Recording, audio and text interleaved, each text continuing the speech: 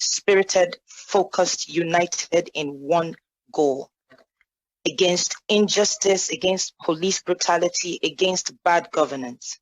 What started out as a protest against police brutality, especially the unit called SARS, unfortunately just degenerated into something I still find it hard to reconcile with in my heart. I remember being there at the protest. I was on stage with some beautiful organizers of that particular day's event. And we were informed that there was a curfew for 3 p.m. I do remember that there was outrage on Twitter because it was short notice. The curfew, I think we got the information at about noon that day. And so we said, look, people came from all over Lagos. It was thousands of people there.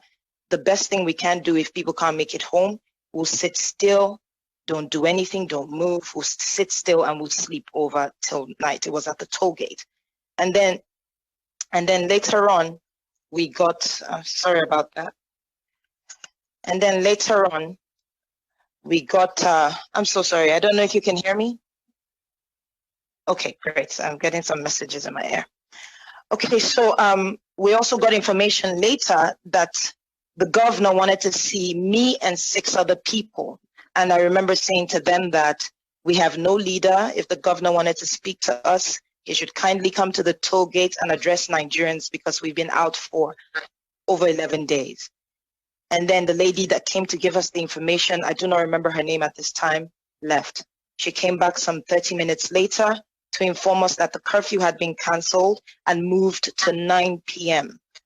I remember telling the people there this information and people cheered. While this was going on, another member that was standing behind me came up to me and said, someone is taking out the cameras from the toll gate.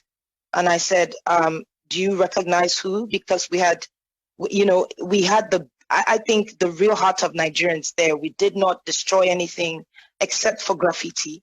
We did not take anything. We did not take anything from the toll gate. We cleaned up after ourselves. So we wanted to be sure it wasn't happening. Well, it wasn't a protester that was doing that. And then we found out that it was one of the staff, or, he had the LCC uniform. Those are the people that manage the toll gate. So he took a picture just to keep and, to sort of use as proof that we didn't destroy or take anything.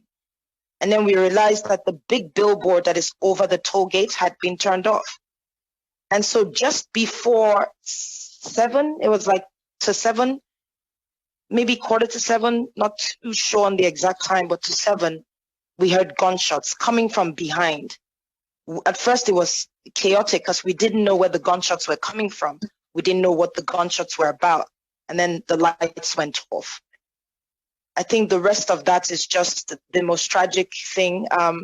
I thought I was going to die. I thought we're all going to die. And it was in that moment that I said, let me go live on Instagram so people see what happened to us.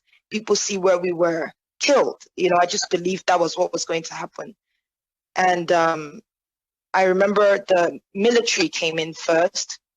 They stopped shooting at some point, and I walked up to one of them and I asked him why he was shooting at us. And he said he had express orders from above and that I was coming too close to him. And if I came too close, it would be considered an attack on him and he would have to shoot. So I moved back and asked everyone to move back. It didn't take maybe another 10 minutes. The shooting started again. I remember seeing 7 people that had been shot down. And we were telling people on my live